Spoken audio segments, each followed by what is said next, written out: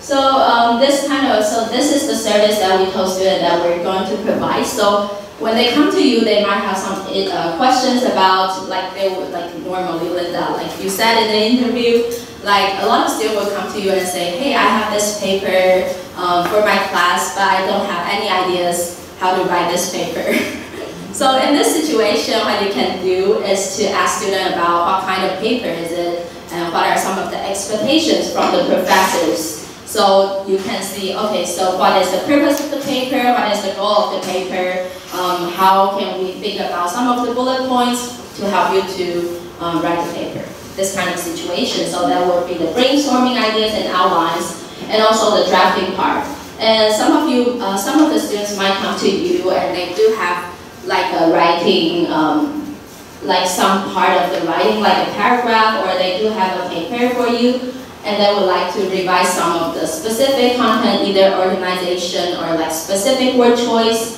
So in that kind of situation, you might be asked to help them to do with revising as well. And I don't think this is too common in Taiwan, but sometimes they will have like annotated bibliography, like they have this reference list with some kind of key points to highlight some of the findings towards specific topic. So this might be another options that they might come to you and ask your help for. And also, what you can do is to provide them with some kind of like writing tools. So we're going to talk about like plagiarism checkers and also like proofreading software, but we're not doing proofreading for them in this case. So we're providing them with all these resources for them to help themselves throughout the writing process. And they may also have some kind of specific writing questions and concerns, so that is time that you can tell, you can show your expertise in writing. So for the type of feedback, so for like brainstorming ideas, here are some of the things that you can think about. For example, do they have this thesis statement, like a core concept of their paper? Or do they have a fine argument or counter argument, like understanding different perspectives and how they're going to respond to other perspectives? So that will be the counter argument. And also like the basic thing is like topic sentence and supporting evidence, this kind of situation. So you can go through them and look for these kind of like broader idea issues. And also the organization, because sometimes I feel like they do have really good ideas, but it's kind of like at the end it's just going to different directions. So that is the time you need to pull them back and say, hey, you say something in the first paragraph, but I don't see it in the following paragraph, so what happened? Let's do it, like walk through the paper together. And also there's the most common thing that you might be asked is about the language issues, including like grammar issues, also punctuation, spelling, etc. So there's different things that you might be asked to provide feedback with. So actually I found this, I'm going to provide something. So just the information beforehand, I'm going to talk through about this, but this is cheat sheet from my old university, from University of Buffalo. They do mention about when you're talking to Mandarin speakers, there's some writing issues they do have, not just because they're like stupid or something, but sometimes it's because like different language transfer. So that's why we want to highlight this to you to see sometimes they have certain issues. It might be because of some kind of patterns instead of individual issues, but it could be individual issues as well. So you can refer to this writing cheat sheet as well. And so now I want to give you more information about like the tutoring program, like the specific hours and also the shift and the money that you'll get after doing different sessions. So our working hours is from 9 to 5, and we do have two shifts in one day, so it's 3 hours per shift, so from 9 to 12 or from 2 to 5 in the afternoon. So I believe that you all sign up for different time slots, and we're going to look at that later to make sure everyone got the right shifts. And for the salary, it's going to be like $500, but it's only only when you get scheduled by a student, then you will get $500. When you complete the whole tutoring sessions, say like you might have like 3-hour shift, maybe tomorrow in the morning, but then if you only get one student scheduled for your session and you complete that session, you'll get $500 because you got scheduled for one student session. So instead of paying you by the schedule, the shifts. So is it clear? Yeah, because I don't want to like make any confusion about like, oh, I signed up for like 3-hour shift, but why did I only get paid by 1 hour shift? Just want to make sure we're on the same page. Can I quickly ask? Sure. With the shifts, I know we sign up for the specific shifts, but yes. if we get like a assignment or a case, like an interpreting position, like a job, maybe 5 days before, can we still reject a booking of that session that we sign up? Can you say it one more time? 所以就是如果我们假设礼拜二早上，然后前1个礼拜收到有就是口译的 case， 礼拜二。哦，那这样子的话是可以拒绝学生说刚好那个礼拜不行。Unfortunately. Because I think when students sign up for your session, there might be 2 situations. One is the time is convenient for them. And then the second situation is they really want your help because you focus on specific areas. Like you have certain like specialization, like maybe they're from the science department and they would like to get some advice from someone who knows science and writing at the same time. So if we do change like their time slots to different tutors, they might have issue with that. Like I want to schedule with this tutor, but why do you change the tutor to someone else? For them to sign up to the following week? No, because this should be like, we want to make it as a fixed schedule for the students, so we don't really accept tutors like taking day off during their session that they said they can do the shifts. What about sick leave? Huh? Sick leave? Sick leave? So you guys can get sick. Oh yeah, that would be fine because we do understand there is some situation that we will have some emergency situation. But other than that, we don't really encourage tutors to take days off, especially for other purposes, other than emergency situation. Yeah. And we're going to talk about no-show policy later, which is also really important for tutors as well as students later.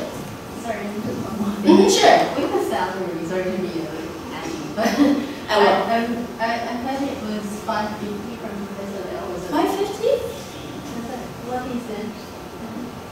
I think we agreed on like 500 at the beginning, so he might like maybe it's in the more initial stage we were talking about like how much should we pay for the tutors, but eventually we'd also talk to like not just the director but also like the project, because we were paid by the bilingual education project. We also consult with them with the funding and issues, and this is the money that we settled with.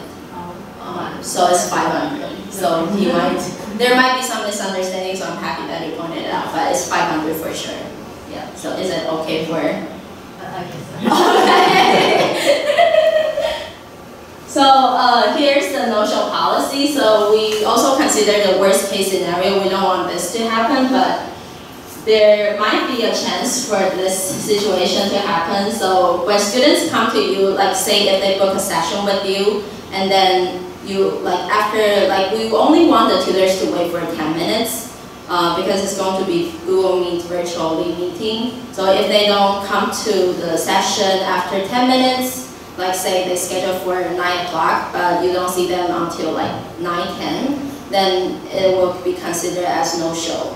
So if they do no-show, then we'll still pay you like half of the scheduled hour, because we believe some of you already do some homework, like looking through their paper and like looking for writing issues. So we want you to be rewarded by this kind of effort. Instead of getting punished by like students who did not show up in the session. So we'll still pay you half of the price if you get scheduled by a student, but the student did not show up in the session. So yeah, this is just the worst case scenario. We don't really want this to happen, and if students do not show up in this kind of session for too many times, we'll have like sort of like a punishment. Like if they don't come to the session for 2 times, they cannot schedule or not book a session for a month. So yeah, so we do have some policy for them, but just on the tutors end, we want you to know that you'll still get some like compensation, even they do not show up in your session as scheduled. So, and for the tutors, we do have no-show policy. This is just the worst case scenario as well, but we want to say it, we want to talk about it beforehand so we're on the same page. So if the students could not come to the session like emergency situations, we would like you to tell us in advance so we can arrange another tutors. Or we do have some like last minute tutors that could help you with that, but it's going to cause some kind of like problems and inconvenience for other tutors. So we do appreciate if you do have some kind of emergency like sick leave, or you were having a car accident or some kind of this kind of emergency situation, or it's typhoon day and you were trapped in somewhere that you could not do the session, then please let us know in advance, and we're going to arrange new tutors for the sessions. But if you do not show up, but the students are already there during the sessions, that will be really awkward. So we'll have like a grace period. It's okay if you don't show up once, but the second time we're going to ask you to like stop the service. Because it's going to cause some kind of inconvenience for the center as well as the students, as well as our reputation as well. So I hope you can understand this kind of no-show policy, but I do believe that you're all very hardworking and very passionate tutors. So I don't think that's going to happen. Just want to make sure that we all know this policy in advance. Yeah. Okay. Any issues with this no-show policy for also students and tutors no-show? What should we do for experiencing Wi-Fi connectivity issues? That's a really good question. So if you do have some kind of Wi-Fi connection issue, because I know the Wi-Fi here in NTNU is not the best Wi-Fi connection. So if you do need to have really good connection, then you can come to our center. We do have a room next to our office, which is in, our office is at Hu Yiling Er. So 102. We have a room at Hu Yiling, which is going to be our service area in the future. We're working on the construction thing, but if you do have connecting issues with doing the virtual meeting, then you can come to me, and we're going to open that room for you. Then it should have better connections to some degree. So it's a fixed line or like Wi-Fi? It's going to be Wi-Fi. Still Wi-Fi? Yes, unfortunately. The internet problem of NTNU is so well known that when I attended a conference yesterday, Yeah. the student workers I had, she graduated from here, and she was like, oh, you should pre-record your panel session, otherwise probably won't see you halfway. So That's a smart move though. So it's very well known. Yeah. I'm happy that we're well known for something, but not really happy for this one. But we do have like situation like sometimes I have difficulty connecting with the Wi-Fi. Like I would try to do sessions like on there, but I really can't. So I come back to the office and do the session. So if you do have issue with internet connection, then just come to us and we'll figure it out. Yeah. But the good news is we're going to have a new service room, like maybe next semester. We can't tell you when because we don't have like a really clear plan.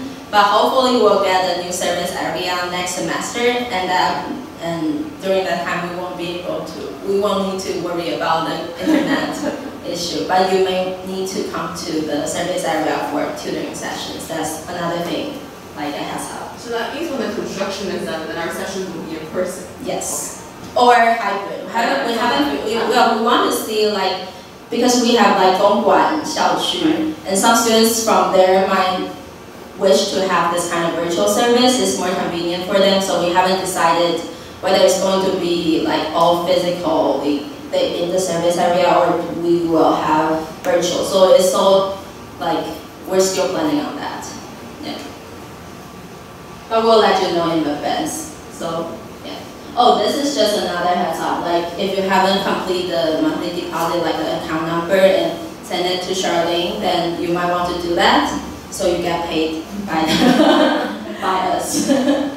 Okay, so I want to give you some more hands-on experience with, because I don't know your experience with Google Meet, so we're going to do a little bit Google Meet tutorial from here, and also our scheduling system. And so this is like the current version that we designed, but we're going to improve after we implement this system for a month. So if you do encounter any issues with like scheduling or working with students, feel free to let us know so we can like change some of the settings as well. So like if a student schedule a session with you, you will automatically receive an email from Google Calendar. So like someone booked my sessions, so so the student is Ming-Xuan. Okay, so Ming-Xuan booked my session.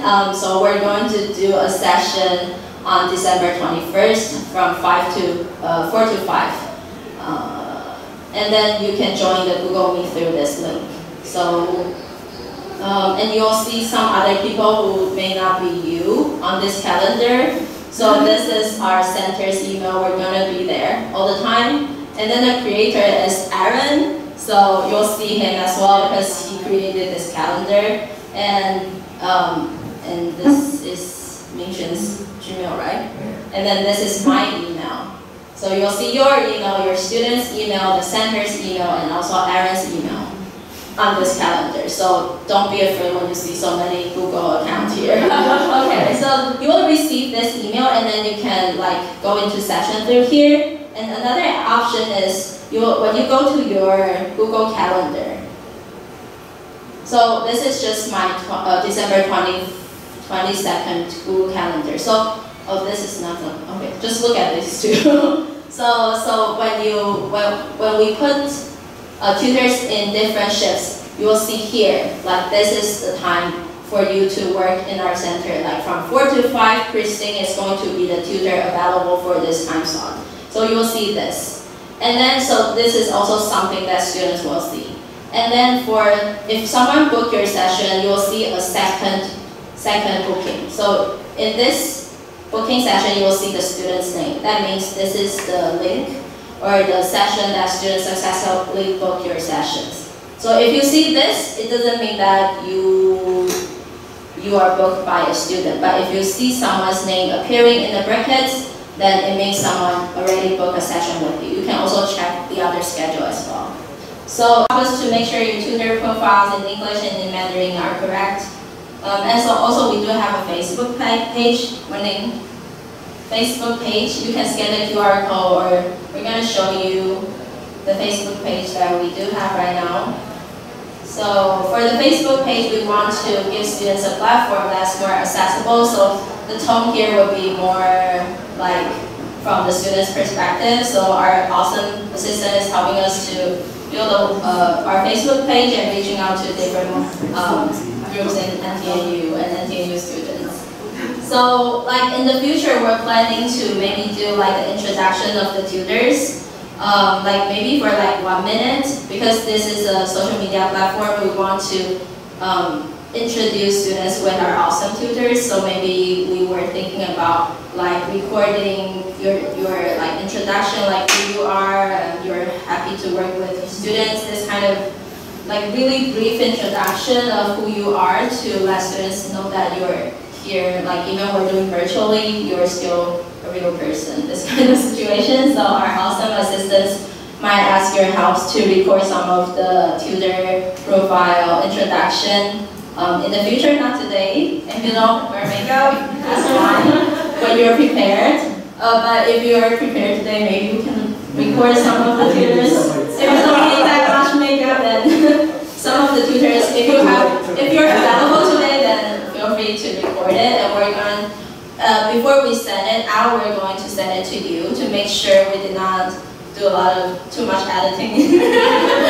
That doesn't sound like you. So we're going to send you the video, and also like if we send out some photos or something, we're going to share with the group. So you'll be prepared for that. So is it okay with everyone? Like we're trying to make sure everyone feel comfortable with that. But if you don't feel comfortable with that, please let us know. We can talk privately. Okay. So this is also the Facebook that we do have, and the line group that we have here. So right now I want everyone to send their contact information. I know you already sent the contact to Charlene, but in case we need to like do last minute contact, it's kind of difficult for us to go through the Google Drive and look through your contacts. So please, right now, please send your name, your phone numbers, and the email address that you use the most. So we're gonna either line you or just call you if some kind of last minute situation from the students, or if you have some last minute emergency, we can reach out to you as well.